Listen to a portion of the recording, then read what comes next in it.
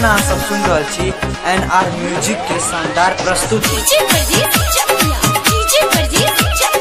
DJ Arun Sonai.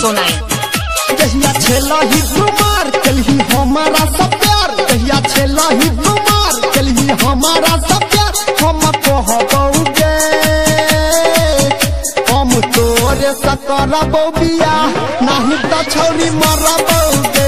हम तोरे सकरबौ बियाह, नहीं तो छौरी मरबौगे। क्या नाम है आपका? डीजे अरुण सोनाई।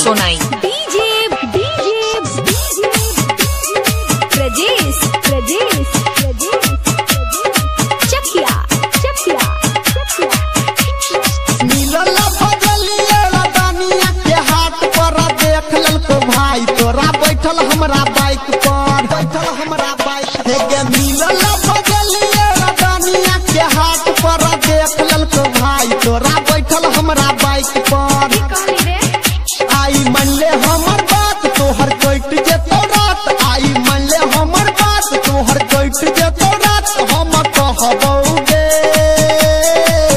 छौरी तोरे संगे करबौ बियाह, नहीं तो हम मरबौगे। रूबी तोरे तो हम करबौ बियाह, नहीं तो छौरी मरबौगे।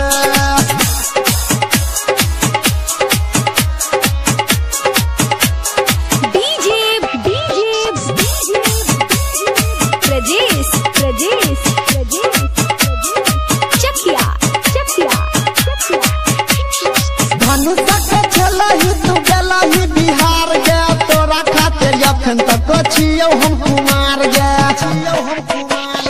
धनुषा के छलही तू गेलही बिहार गे, तोरा खातिर अखन तक छियौ हम कुमार गे। सच कहै छियौ हम रूबी तोहरे कसम, सच कहै छियौ हम रूबी तोहरे कसम। बात बुझले गे जानू तोरा संगे करबौ बियाह, नहीं तो हम मरबौगे।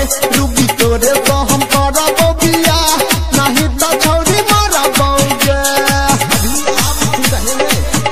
डीजे अरुण सोनाई।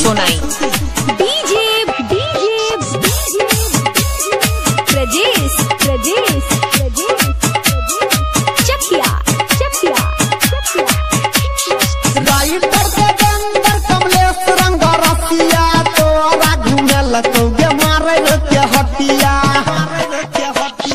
राइटर के अंदर सुमित रंग रसिया, तोरा घूमल राजनगर के हटिया।